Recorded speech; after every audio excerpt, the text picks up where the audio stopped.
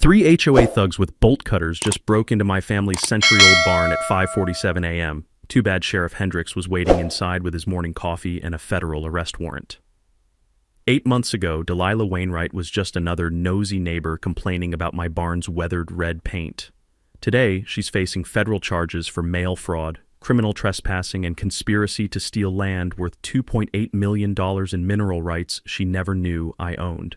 The metallic clang of bolt cutters biting through my padlock echoed across the frosted Colorado morning. That sharp, bitter smell of cut steel mixed with old hay and wood smoke from my chimney. Then the barn door creaked open and 3 pairs of eyes went wide as dinner plates when they saw that shiny badge gleaming in the dawn light. Pure panic. 8 months of documented harassment about to become federal prison time. What would you do if your HOA tried to frame you to steal your family's century-old property? And where are you watching from? Drop your location below. I guarantee your area has HOA horror stories that'll make this look like amateur hour. But to understand how suburban Queen Bee Delilah Wainwright became a federal defendant, we gotta start from the beginning. My name's Ezra Blackwood, and this land has been in my family since 1923. My grandfather bought these 15 acres when Colorado was still more cattle than suburbs, back when a man's handshake meant something and neighbors actually talked to each other instead of hiding behind Ring doorbells and HOA bylaws. I'm 52, recently divorced, and work as an electrician around Jefferson County. After the divorce papers got signed, I moved back to the old homestead. Seemed like the right place to start over. The original farmhouse sits on a small rise, with grandfather's weathered red barn down the slope and a little apple orchard that still produces decent fruit if you don't mind the occasional worm. Every morning I'd sit on that wraparound porch with my coffee, listening to meadowlarks singing over the distant hum of Highway 36. The rich aroma of fresh ground beans mixed with the sweet scent of apple blossoms in spring. The barn housed my woodworking shop. Turned out I had a knack for custom cabinets and furniture. Nothing fancy, but it paid the bills and kept my hands busy during those long evenings when the house felt too quiet. Life was simple, peaceful even. Then the developers showed up. In 2019, some outfit called Mountain Vista Development bought up all the farmland surrounding my property. Within 18 months, they'd bulldozed 200 acres of prairie grass and slapped up a cookie-cutter subdivision they called Millbrook Estates. Identical beige houses with identical tiny yards, each one priced at $500,000 for what my grandfather would have called a chicken coop. My 15 acres sat right in the middle of it all like a stubborn island of reality in an ocean of suburban fantasy. The developers had tried to buy me out, of course. Offered me decent money, too. But this land isn't for sale. Never has been, never will be. By 2021, the new residents had formed something called the Millbrook Estates Homeowners Association. Started getting letters in my mailbox, certified letters with fancy letterhead talking about community standards and property value protection. They wanted me to join their little club, pay their fees, follow their rules. I laughed and threw the letters in my shop's burn barrel, where they crackled and turned to ash alongside wood shavings that smelled like cedar and pine. Turns out that was my first mistake. Apparently, laughing at HOA demands is like waving a red flag at a bull. That's when I met Delilah Wainwright. She showed up on a Tuesday morning in October, clip-clopping across my gravel driveway in those ridiculous high heels like she was heading to a board meeting instead of bothering a man trying to enjoy his coffee. 48 years old, blonde hair pulled back so tight it probably gave her headaches, wearing a business suit that cost more than most people's monthly rent. Mr. Blackwood? Her voice had that particular pitch that meant trouble, sweet as honey on the surface but with an edge that could cut glass. I'm Delilah Wainwright, president of the Millbrook Estates HOA. We need to discuss bringing your property into compliance with community standards. I set down my coffee mug and looked her over. Real estate agent, judging by the oversized business card she kept waving around. Transplant from California, based on that accent and the way she kept glancing around my property like she smelled something unpleasant. Probably the honest scent of sawdust and motor oil instead of her preferred artificial vanilla air fresheners. Ma'am, I said, keeping my voice polite but firm, I appreciate you stopping by, but my property was here long before your community existed. I'm not part of your HOA, don't plan to be, and don't need to comply with anything except county code. Her smile never wavered, but something cold flickered behind those blue eyes. I think you'll find that's not entirely accurate, Mr. Blackwood. Your rustic aesthetic is affecting property values. Some residents are concerned about the type of clientele your little workshop attracts. There it was. the first shot fired. 3 days later, I found the violation notice zip-tied to my mailbox. Immediate action required. Structure violates Millbrook Estates CC and Rs Section 4.2. 1B.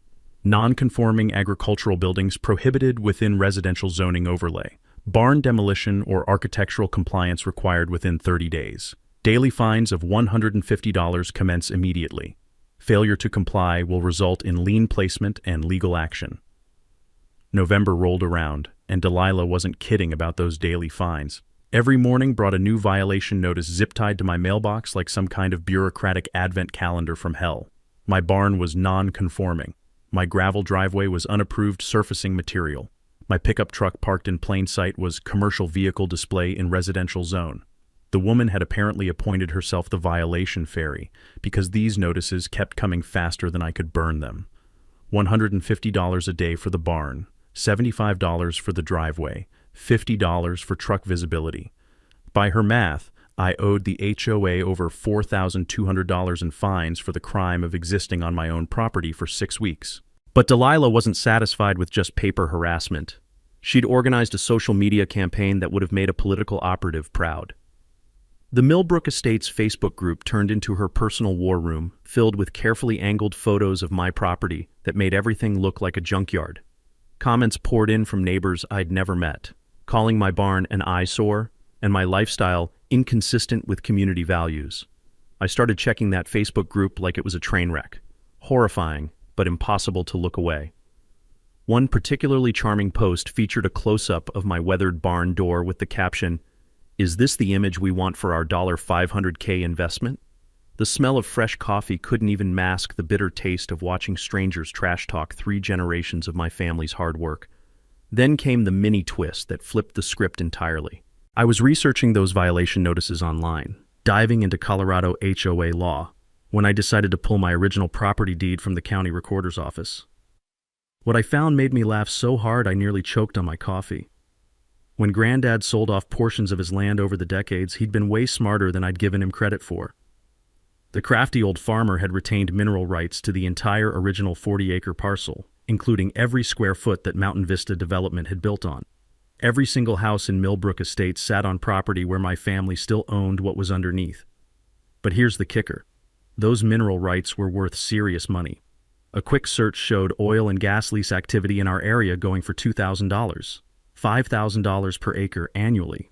Delilah's entire subdivision was sitting on my family's gold mine. Here's the legal nugget that saved my bacon. You can research property deed restrictions and mineral rights at your county recorder's office for free. Most homeowners don't realize they might own valuable subsurface assets that HOAs can't touch. Armed with this bombshell, I scheduled a consultation with Sarah Martinez, a property rights attorney in Boulder. It cost me $300, but watching her face light up when she read my deed was priceless. "Mr. Blackwood," she said, practically bouncing in her chair, "not only do these violations have zero legal standing, but you've got leverage they don't even know exists. If they keep harassing you, we can file for vexatious litigation and damages." My counterpunch was swift and surgical. First, I installed professional-grade security cameras around the property perimeter, not just basic trail cams, but systems that uploaded everything to the cloud in real time. Then I posted a detailed legal response on the Millbrook Estates Facebook group, complete with citations from Colorado revised statutes about HOA limitations and grandfathered property rights. I included photos of my original deed with the mineral rights clearly highlighted and added this bombshell. P.S. Thanks for building your subdivision on my mineral rights. We should talk. The response was immediate chaos. Some neighbors, like Margaret Chen, a retired teacher who'd been getting tired of Delilah's power trips, and Bobby Kowalski, a veteran who lived 3 streets over, started commenting in support. But others doubled down, sharing Delilah's increasingly frantic posts about property owner responsibility and community investment protection. What really sent Delilah into overdrive was when I filed a formal harassment complaint with Jefferson County. Sheriff's Deputy Hendricks spent 3 hours at my kitchen table, documenting every violation notice, every social media post, every threatening letter. "Mr. Blackwood, this is textbook targeted harassment," Deputy Hendricks said as he closed his notebook. "Keep documenting everything. When this escalates, and it will, we'll have grounds for charges." The evening sounds around my property had changed, Instead of just meadowlarks and distant traffic, now there were electronic beeps of security systems and the occasional whir of cameras auto-focusing. My peaceful homestead was becoming a fortress, but I wasn't backing down. 3 days later, I found a new notice on my mailbox. This one wasn't about violations, it was about mandatory fire safety inspections and emergency access compliance. Delilah was escalating to phase 2. March brought more than just melting snow, it brought Delilah's next level of crazy. The woman had apparently spent her winter months plotting, because she came back swinging with the kind of bureaucratic warfare that would make a Soviet commissar proud. First came the fire marshal inspection notice. Official-looking letterhead, county seal, the works. According to this document, my barn posed an immediate fire hazard to surrounding residential structures and required emergency inspection within 48 hours. Failure to comply would result in county-mandated demolition for public safety. The smell of desperation was stronger than the coffee brewing in my kitchen that morning. I called the real Jefferson County Fire Marshal's office to schedule the inspection. The dispatcher sounded confused. "Sir, we have no record of any complaint or inspection request for your address, and we certainly don't send letters with 48-hour ultimatums." That's when I knew Delilah had crossed the line from harassment into fraud. The mini-twist came faster than I expected. I was showing the fake notice to my neighbor, Margaret Chen, when she squinted at the letterhead and said, "That's the same font my daughter uses for her school projects." Turns out Margaret's sharp teacher eyes spotted something I'd missed. The county seal was slightly pixelated, like it had been copied from a website. So I reverse searched the letterhead and bingo. Template downloaded from officialdocsplus.com for $12.99. But here's the kicker that made me laugh out loud. The document metadata showed it was created on a computer registered to D. Wainwright Real Estate Services. The woman had literally used her business computer to commit federal fraud. I've seen smarter criminals in Saturday morning cartoons, but wait, it gets better. While researching Delilah's amateur forgery skills, I stumbled across something that made my blood run cold. Her brother, Marcus Wainwright, owned a commercial development company called Vista Commercial Properties, the same outfit that had been quietly buying up agricultural land throughout Jefferson County for strip mall development. Connect the dots, and suddenly Delilah's obsession with my property made perfect sense. She wasn't just some control freak neighbor. She was the advanced scout for a family business that wanted my land. My counterpunch this time was surgical precision, wrapped in small-town politeness. First, I contacted the real fire marshal and requested an official inspection. Deputy Fire Marshal Rodriguez showed up 2 days later with actual credentials and spent an hour going through my barn with professional equipment. His conclusion? "Mr. Blackwood, this structure exceeds current fire safety standards. Better ventilation and sprinkler system than most new construction I've seen." I got that assessment in writing, officially stamped and notarized, with Rodriguez adding a personal note. Whoever filed that fake inspection request committed a serious crime. Next, I filed a formal complaint with the Jefferson County Sheriff's Office about the fraudulent government documents. Deputy Hendricks was becoming my favorite person in law enforcement. The man documented evidence like he was building a case for the Supreme Court. "This is federal mail fraud since she used postal service," he told me, carefully bagging the fake inspection notice. "Plus identity theft for impersonating a government official. She's looking at 5 to 10 years if convicted. Here's a golden nugget that could save your property. Always verify inspector credentials directly with the issuing agency. Unlicensed property inspections can result in federal fraud charges carrying serious prison time."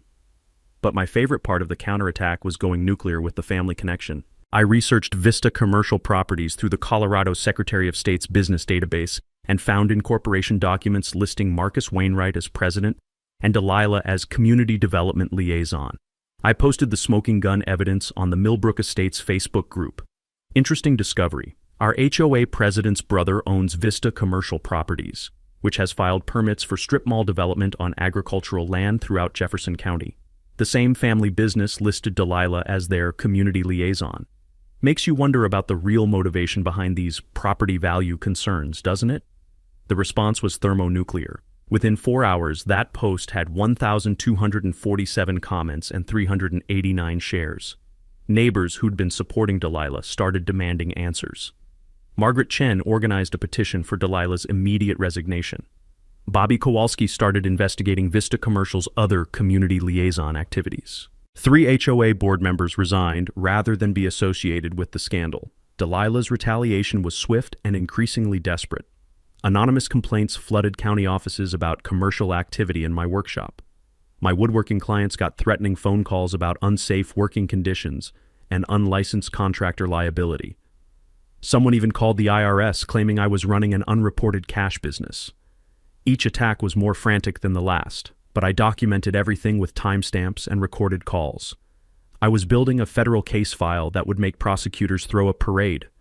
The workshop smelled different now. Instead of just cedar shavings and wood stain, there was the sharp scent of legal documents and the metallic taste of justice getting ready to be served. But Delilah's next move would make her previous attempts look like amateur hour. By May, Delilah had lost 3 board members, half her neighborhood support, and what remained of her sanity. But cornered animals are dangerous, and Delilah Wainwright was about to prove she'd rather burn down the whole subdivision than admit defeat.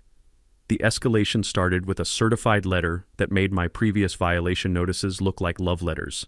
This wasn't from the HOA. This was from Brennan, Walsh & Associates, a Denver law firm with letterheads so fancy it probably cost more to design than my truck was worth. Cease and desist. Immediate demolition of non-conforming agricultural structure required within 30 days. Failure to comply will result in civil action for injunctive relief, property value damages exceeding $500,000, and lien placement on subject property. The letter was signed by someone named Harrison Brennan III, a name so pretentious I half expected it to come with a monocle and a request to speak to my valet. But here's where it got really interesting. The legal document cited 3 specific violations: fire hazard to neighboring properties, zoning violations under Jefferson County Code February 4th, 15, and maintenance of attractive nuisance endangering community welfare. Each violation came with detailed measurements, property surveys, and photographs that looked suspiciously professional. Too professional, as it turned out. The mini twist came when I noticed something off about those property surveys. The measurements didn't match my actual property lines. They were off by exactly 15.7 feet on the eastern boundary. So I pulled my original 1993 survey and compared it line by line. Someone had altered the property boundaries to make my barn appear 50 feet closer to the subdivision than it actually was. We're talking sophisticated document forgery here, complete with fake surveyor stamps, adjusted GPS coordinates, and digital manipulation that would impress a Hollywood effects studio. But that wasn't even the best part. When I called Brennan, Walsh & Associates to verify the letter, the receptionist sounded genuinely confused. "I'm sorry, sir, but we have no record of any client named Wainwright, and Mr. Brennan isn't handling any property disputes in Jefferson County. In fact, he's been retired for 3 years." Delilah had graduated from amateur fraud to professional-grade criminal conspiracy, and she was still terrible at it. My counterpunch this time required bringing in the heavy artillery. I retained Sarah Martinez for full representation. Her $5,000 retainer hurt my bank account, but watching her methodically dismantle Delilah's fake legal documents was better than cable TV. "This isn't harassment anymore," Sarah told me, spreading the forged papers across her conference table like a crime scene investigator. "This is organized fraud involving multiple federal felonies. We're filing a Section 1983 civil rights lawsuit, plus state charges for forgery, mail fraud, identity theft, and criminal conspiracy." But the real nuclear option was what Sarah discovered during her deep dive into my property rights. Those mineral rights were worth way more than I'd calculated. "Ezra, there's active oil and gas leasing happening 2 miles south of your property," Sarah said, pointing to a geological survey map covered in colored dots. "Current market rate is $3,500 per acre annually, plus 18% royalties on production. Your 15 acres of subsurface rights are conservatively worth $2.8 million over a standard 10-year lease. Here's the golden nugget that saved me tens of thousands. Title insurance policies often cover legal defense costs for property disputes. Many homeowners don't realize this benefit exists and can cover attorney fees completely. Armed with this ammunition, I went public in the most spectacular way possible. I organized a Save the Barn community fundraiser at the VFW Hall, complete with barbecue, bluegrass music, and a presentation about property rights that would have made Thomas Jefferson weep with pride. The real showstopper was announcing that any mineral lease revenue would fund a community scholarship program. The response was overwhelming. Over 247 people showed up, including 3 county commissioners, Sheriff Davidson himself, and Channel 9 News from Denver. Margaret Chen brought 6 homemade apple pies. Bobby Kowalski organized a Veteran Honor Guard presentation. Even former Delilah supporters showed up with donation checks and sheepish apologies. the sweet smell of barbecue smoke mixed with crisp mountain air and the satisfying aroma of community solidarity rising like incense. But the knockout punch came when Sarah took the microphone and announced our federal lawsuit filing. She'd brought poster-sized copies of Delilah's forged documents, complete with highlighted fraud sections and side-by-side comparisons. Ladies and gentlemen, this isn't neighbor harassment. It's organized criminal conspiracy to defraud Mr. Blackwood of property worth $2.8 million through document forgery and identity theft. The VFW hall went dead silent, then erupted like a volcano. Someone in the back shouted, "Lock her up!" and half the room burst into applause that lasted 3 full minutes. 5 days later, the Denver Post ran a front-page story. HOA president accused of $2.8 million land fraud scheme. The article included photos of my barn, copies of the forged documents, and quotes from a University of Denver legal expert calling it one of the most brazen property fraud cases in Colorado history. The consequences were immediate and devastating. Delilah's real estate license was suspended, pending criminal investigation. Vista Commercial Properties lost 4 major development contracts worth $15 million when the story broke. Marcus Wainwright issued a public statement throwing his sister completely under the bus. But instead of surrendering, Delilah went full scorched earth. The morning after the Post article, I woke to find my mailbox stuffed with anonymous death threats, my security cameras spray-painted black, and fresh tire tracks gouged across my front lawn spelling out "Move." The gloves were officially off, and Delilah was about to make her biggest mistake yet. The breakthrough came on a Tuesday morning in late June, buried in a stack of legal documents that Sarah Martinez had requested from the county recorder's office. I was sipping coffee on my porch, working through property deed research that would have put most people to sleep, when I found the paper that changed everything. It was my grandfather's original 1923 mineral rights deed. Not the summary I'd seen before, but the full document with all its legal attachments and amendments. And there, in faded blue ink on page 7, was a clause that made me nearly drop my coffee mug. Grantor hereby retains in perpetuity all subsurface mineral rights, including but not limited to oil, gas, coal, precious metals, and geological survey access to the entirety of Section 15, Township 3 South, Range 70 West, comprising approximately 640 acres of the original Blackwood Homestead parcel, 640 acres, not just my 15-acre property, the entire section of land that included every single house in Millbrook Estates. My grandfather hadn't just been smart, he'd been brilliant.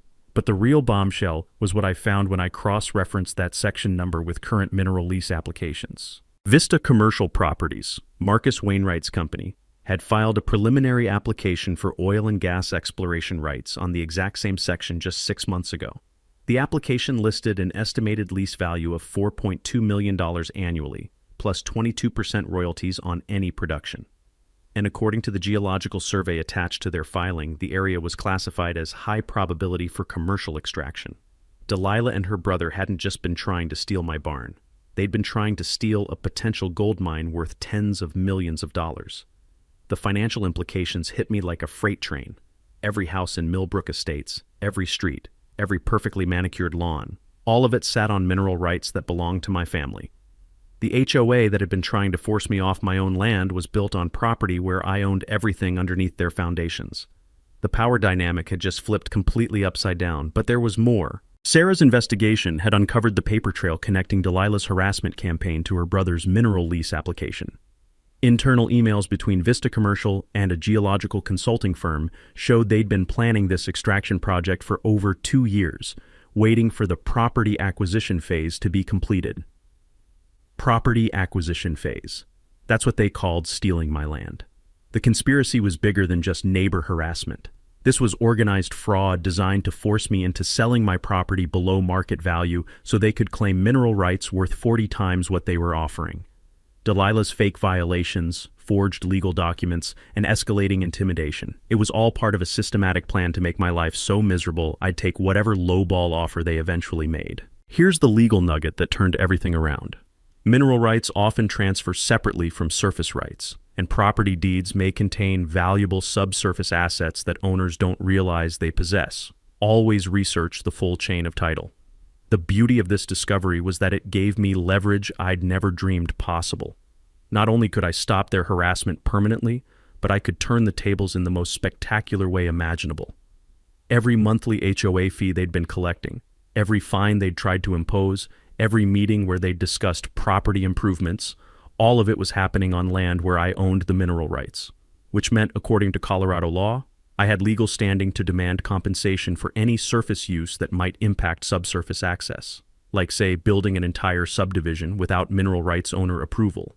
The irony was so perfect it hurt. Delilah had spent 8 months trying to force me off my property through legal intimidation. Now, I had grounds to demand millions in compensation from every property owner in her subdivision. But the discovery that really made my day was finding Vista Commercial's internal timeline.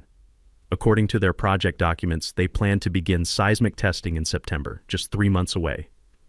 The testing required surface access across the entire mineral rights area, which meant they needed my permission for every single property in Millbrook Estates. Permission they'd never asked for because they assumed they could just steal my land first. Sarah was practically giddy when I showed her the documents. Ezra, this changes everything. They're not just liable for harassment and fraud, they're looking at potential federal RICO charges for organized criminal enterprise. We're talking about a conspiracy to defraud you of property worth tens of millions. The scope of their greed was breathtaking.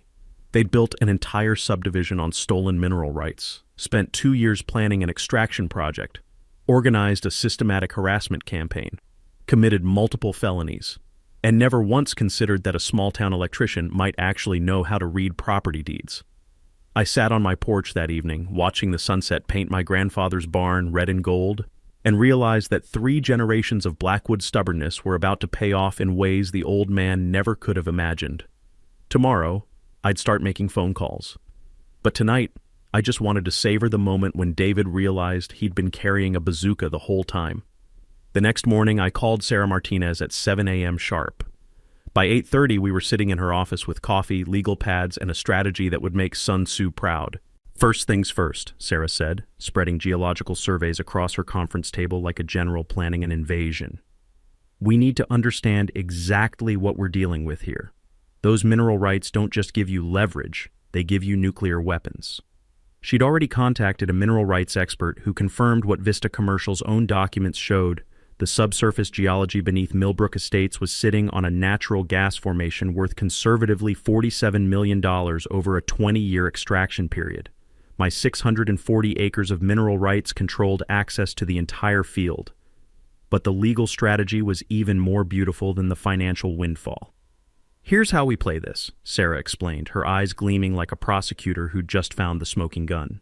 Colorado law requires mineral rights owners to provide reasonable surface access for extraction, but it also requires surface owners to compensate mineral rights owners for any improvements that interfere with subsurface access. Translation: every house, street, and sidewalk in Millbrook Estates was built without mineral rights permission, making the entire subdivision technically liable for trespassing damages. The federal angle was even better. Sarah had contacted a friend at the U.S. Attorney's Office about Vista Commercial's conspiracy. RICO charges were definitely on the table: organized criminal enterprise, mail fraud, wire fraud, conspiracy to commit theft of federal mineral rights. We're talking about 20 to life territory if they push this to trial. But here's the genius part, Sarah continued. We don't want to destroy the community. We want to save it from these vultures.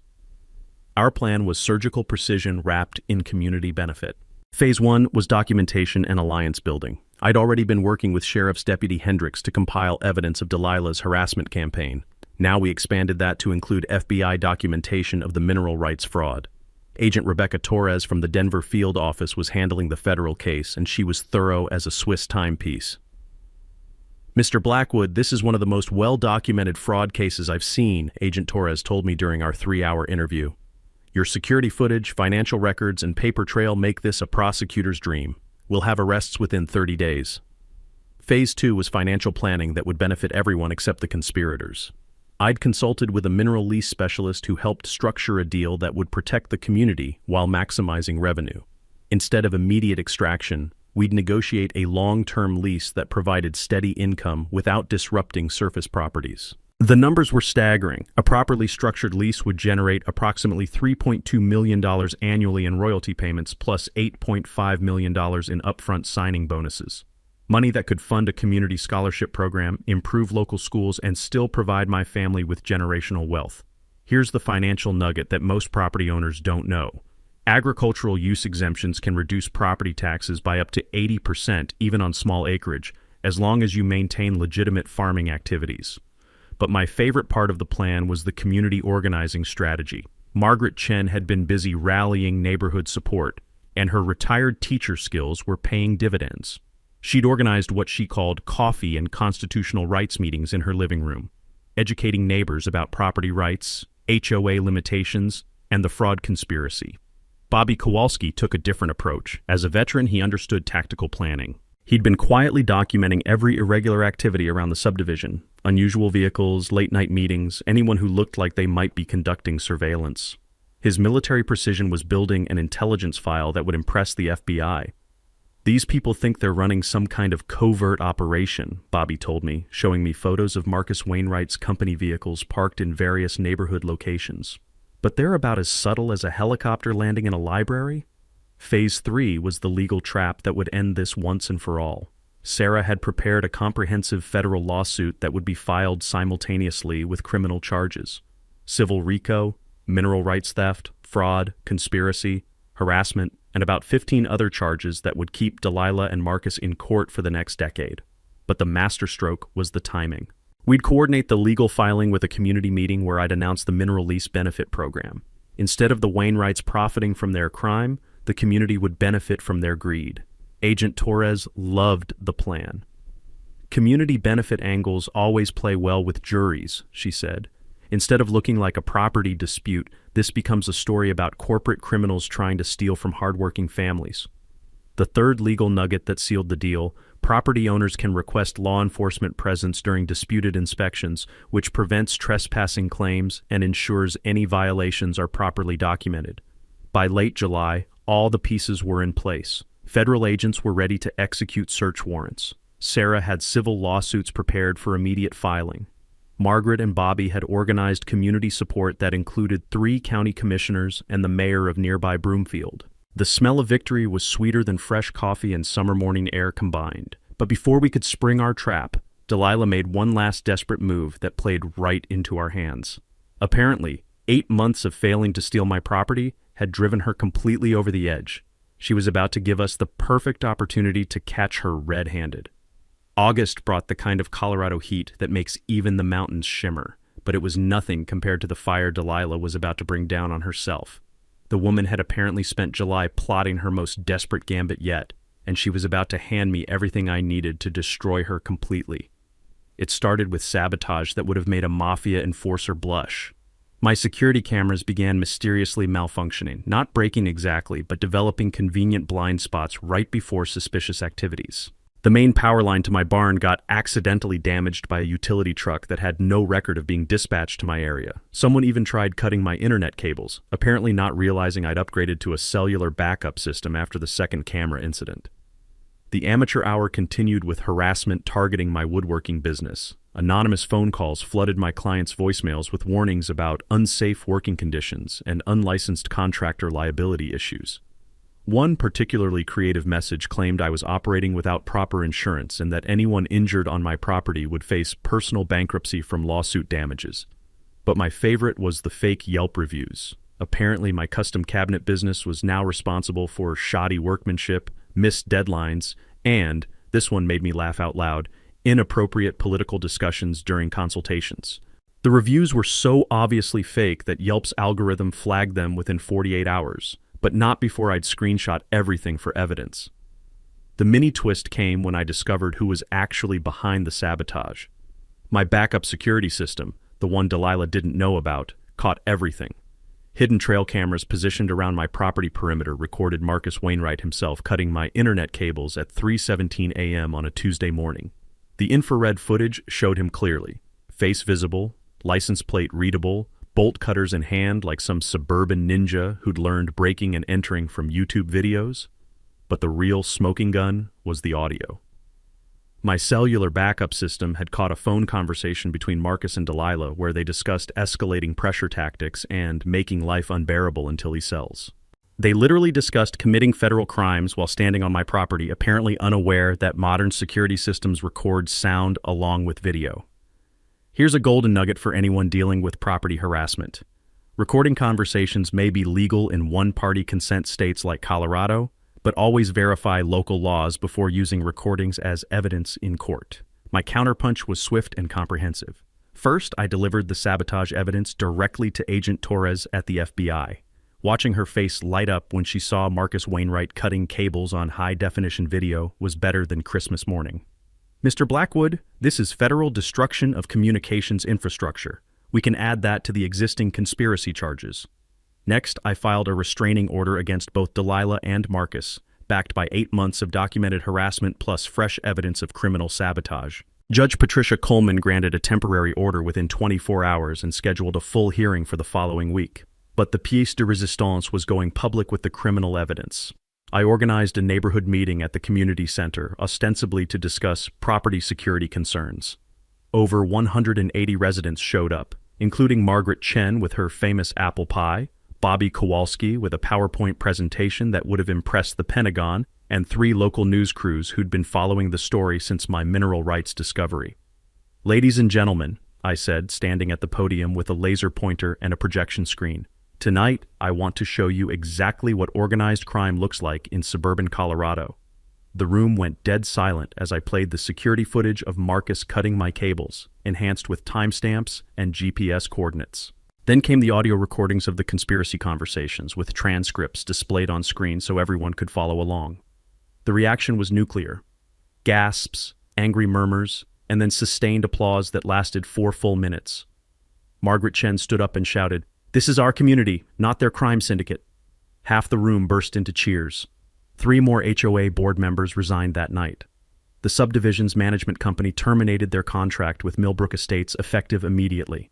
And most satisfying of all, 12 families who'd been supporting Delilah publicly apologized and asked how they could help with legal expenses. But Delilah's response to this humiliation was her most unhinged yet. The morning after the community meeting, I woke up to find my mailbox destroyed by what looked like baseball bat damage. Fresh graffiti covered my barn doors, "Move or else," spray-painted in red letters 3 feet tall. And my apple orchard, 3 generations of family trees, had been deliberately poisoned with herbicide, leaving brown, dying branches that smelled like chemical warfare. Agent Torres called it escalating criminal behavior consistent with organized harassment campaigns. Sarah Martinez called it evidence of conspiracy to intimidate federal witnesses. I called it the stupidest thing Delilah could possibly have done, because now she'd given me everything I needed to spring the final trap. The FBI had enough evidence for federal charges. The civil courts had grounds for millions in damages, and the community was so outraged that Delilah couldn't show her face in public without facing angry neighbors demanding justice. All I had to do now was sit back and wait for her to make the one mistake that would end this forever. I didn't have to wait long. September arrived with the kind of crisp mountain air that usually made me grateful to live in Colorado. But this year, it carried the scent of desperation and the promise of justice finally being served. Delilah was about to make her final, catastrophic mistake. The escalation began with what she probably thought was her masterstroke, a fake emergency county health inspection that would give her accomplices legal cover to search my barn for planted evidence. The documents looked impressive. Official Jefferson County letterhead, health department seals, and urgent language about hazardous materials requiring immediate inspection. According to this fabricated notice, my woodworking shop was allegedly storing unlicensed chemical substances that posed immediate danger to groundwater and residential air quality. The inspection was scheduled for 6 a.m. on September 15th, and failure to provide access would result in county-mandated property seizure for public safety. The smell of bullshit was stronger than my morning coffee. But here's where Delilah's desperation finally overcame her already questionable judgment. Instead of just sending another fake notice, she'd recruited 2 accomplices for what she called an official inspection team. Marcus Wainwright would pose as the lead inspector, while a third conspirator, some guy named Trevor Ash, who apparently owed Marcus money, would serve as the environmental safety specialist. The mini twist that sealed their fate came when I discovered their plan wasn't just to plant evidence. It was to discover hazardous chemicals that would justify immediate property condemnation and forced sale to Vista Commercial Properties for environmental remediation. My trail cameras caught them conducting surveillance runs past my property, timing my usual morning routine. and even testing their fake inspector badges on each other like community theater actors rehearsing a really expensive crime. But the best part was the audio pickup from their planning meeting in Marcus's truck parked right outside my property line. Apparently, they'd decided my barn was the perfect place to find illegal chemical storage because who's going to believe some redneck electrician over county health officials? That conversation alone was worth about 10 years in federal prison. My counterpunch was 8 months in the making, and it was going to be perfect. First, I contacted Agent Torres and Sheriff's Deputy Hendricks to coordinate law enforcement presence during the inspection. Both agencies were eager to catch the conspirators in the act of committing federal crimes on camera. "Mr. Blackwood, this is exactly what we've been waiting for," Agent Torres told me. "Breaking and entering, evidence tampering, impersonating federal officials, conspiracy to commit fraud. We're looking at RICO territory now." But the masterstroke was Sheriff Hendricks's suggestion to be waiting inside the barn when they arrived. "Let them commit the crimes first," he said with a grin that would have made Wyatt Earp proud. "Then we've got them dead to rights on federal charges." Here's the legal nugget that made this trap possible. Property owners can request law enforcement presence during disputed inspections, and any attempt to enter without proper authorization constitutes criminal trespassing regardless of fake credentials. The setup was military precision. Sheriff Hendricks would be positioned inside the barn with full recording equipment. Agent Torres and 2 FBI agents would be stationed in unmarked vehicles with visual confirmation of the property. I'd be in my farmhouse with a clear view of the barn and a direct radio link to all law enforcement. Sarah Martinez had civil lawsuit papers ready for immediate filing, including emergency injunctions that would freeze all Wainwright assets pending federal investigation. Margaret Chen organized neighborhood witnesses positioned at strategic locations with their own cameras. Bobby Kowalski coordinated with local media to ensure maximum coverage of the arrests. The trap was perfect, the bait was irresistible, and Delilah was about to walk straight into it. The night before the fake inspection, I sat on my porch listening to the sounds of preparation echoing across the valley. Radio checks between law enforcement positions. The distant hum of news vans positioning themselves just outside the property perimeter. The soft click of camera equipment being tested and retested. Even the autumn air seemed to hold its breath, waiting for justice to finally be served. At 5:30 a.m. on September 15th, I watched through my kitchen window as 3 figures in matching windbreakers approached my barn. Marcus Wainwright carried a clipboard and what looked like official inspection equipment. Trevor Ash had a bag full of what I assumed were the chemicals they planned to discover, and Delilah herself walked behind them like a general inspecting her troops before the final battle. They had bolt cutters, evidence bags, fake inspector badges, and absolute confidence that they were about to win this 8-month war.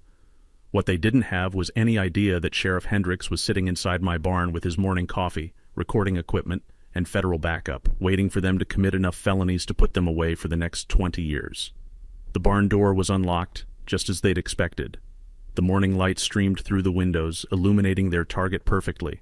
And when Marcus Wainwright pushed that weathered wooden door open, expecting to find an empty workshop ripe for evidence planting, he instead found himself face to face with the full force of the Jefferson County Sheriff's Department and the Federal Bureau of Investigation.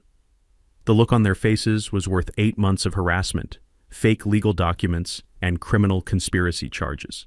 Justice was about to be served with a side of federal prison time. The barn door creaked open at exactly 5:47 a.m., and Marcus Wainwright stepped into what he thought would be his moment of triumph. Instead, he walked straight into the perfectly orchestrated downfall of an 8-month criminal conspiracy. Sheriff Hendricks was sitting on a hay bale in the center of the barn, steam rising from his coffee mug in the crisp morning air, badge catching the early sunlight streaming through the windows. His radio crackled to life as FBI agents moved into position around the property perimeter. "Good morning, folks," Sheriff Hendricks said, his voice carrying that particular tone of law enforcement satisfaction. "I don't suppose you have actual inspection warrants for this visit." The silence was deafening. Marcus dropped his clipboard. Trevor Ash froze with a bag of chemicals halfway out of his backpack, evidence he'd been planning to plant throughout my workshop. And Delilah, standing in the doorway with her mouth hanging open like a fish, looked like she'd just watched her entire world collapse in real time. "Marcus Wainwright, Delilah Wainwright, Trevor Ash," Sheriff Hendricks continued, standing up and setting down his coffee with deliberate precision. "You're under arrest for criminal trespassing, conspiracy to commit fraud, impersonating government officials, and attempted evidence tampering. That's when Agent Torres stepped through the side door with two additional FBI agents, all wearing tactical gear and expressions that meant business. And federal charges for mail fraud, wire fraud, conspiracy to violate civil rights under Section 1983, and RICO violations for organized criminal enterprise. The Miranda rights recitation was music to my ears, echoing across the valley as 3 generations of Blackwood stubbornness finally got the justice they deserved. But the real show was just beginning. By 7 a.m., my property looked like the set of a crime drama.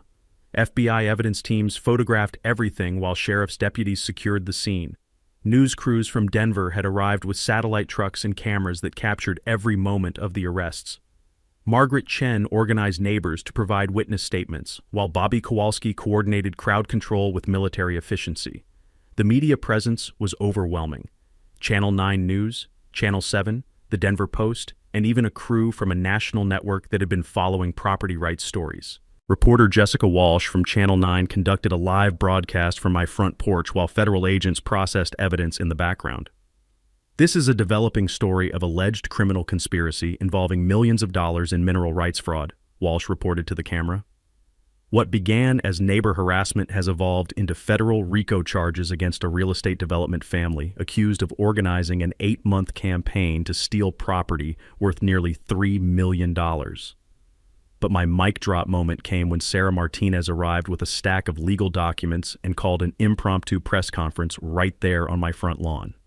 "Ladies and gentlemen," Sarah announced to the assembled crowd of neighbors, reporters, and law enforcement, "today's arrests represent the culmination of the most well-documented property fraud case in Colorado history.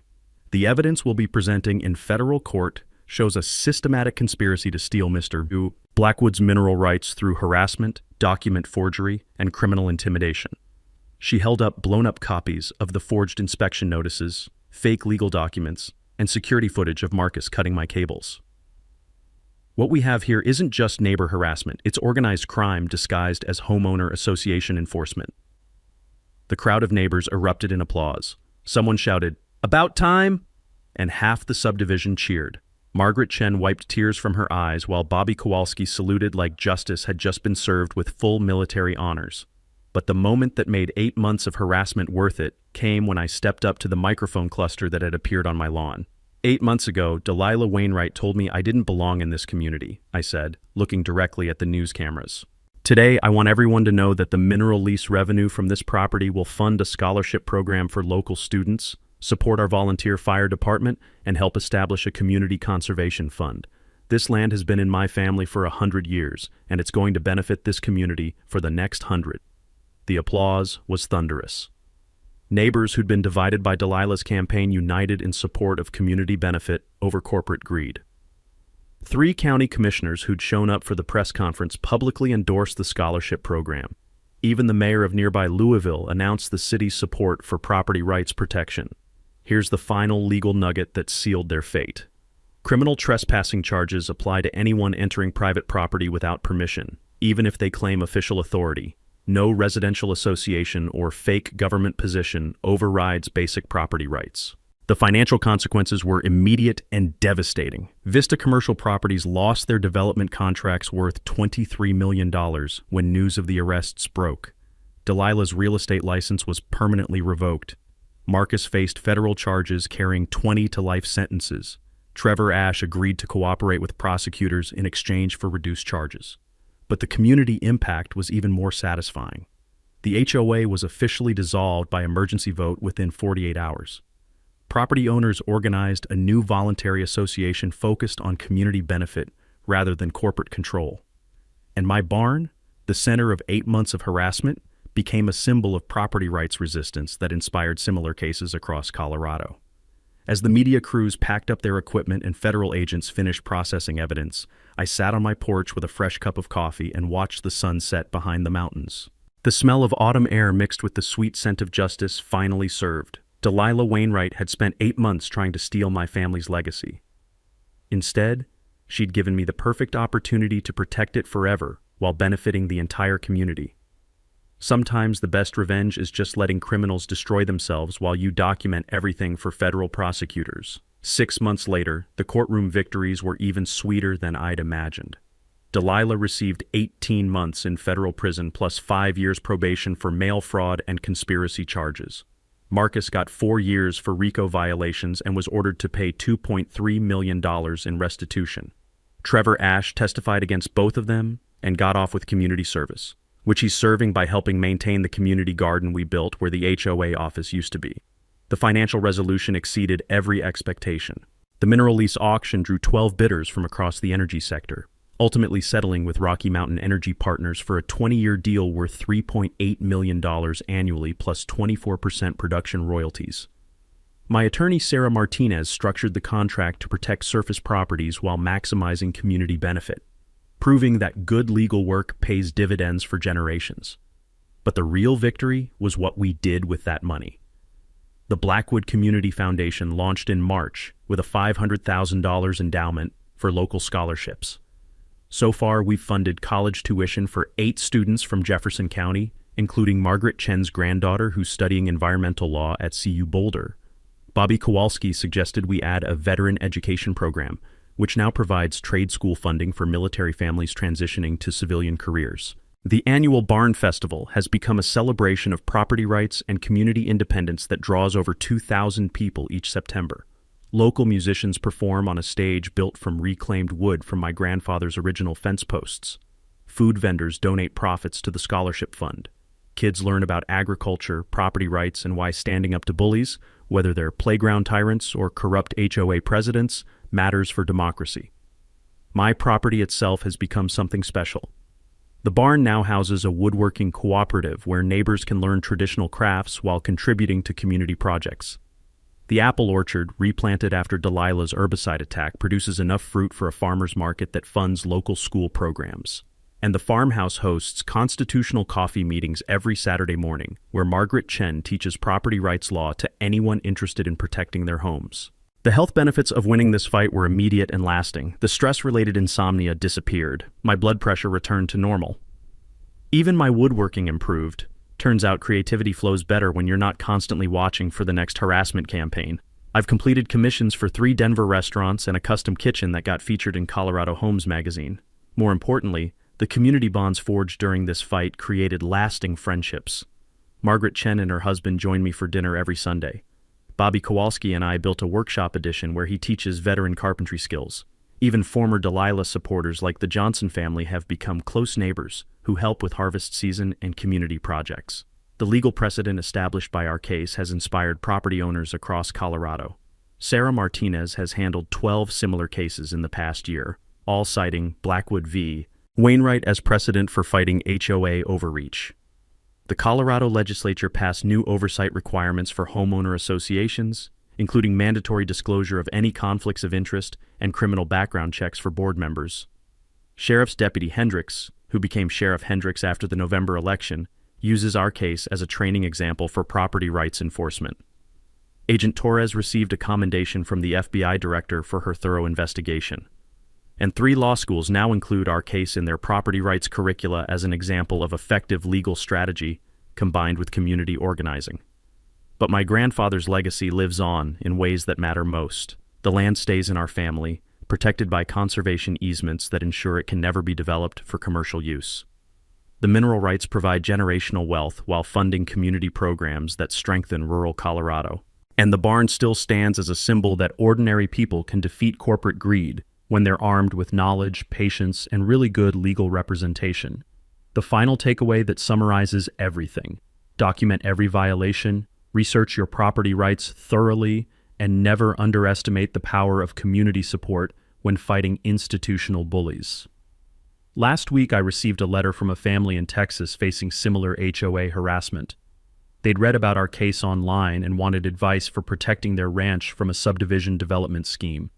I spent 2 hours on the phone with them, sharing contact information for property rights attorneys and explaining how to document harassment for federal investigation. Because that's what this fight was really about, proving that families with deep roots and strong principles can protect their heritage from corporate predators who think money and legal intimidation can overcome a century of hard work and community ties.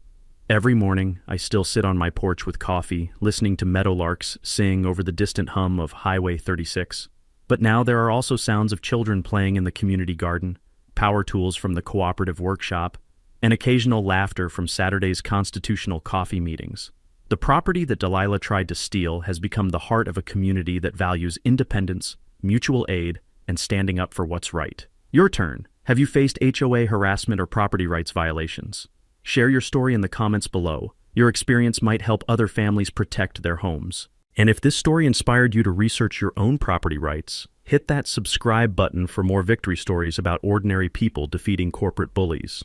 Next week, I'll tell you about the retired librarian in Kansas who used an 1880s railroad easement to stop a casino development and save her entire town. Because sometimes the best weapons against modern greed are very old laws and very determined people who know how to use them.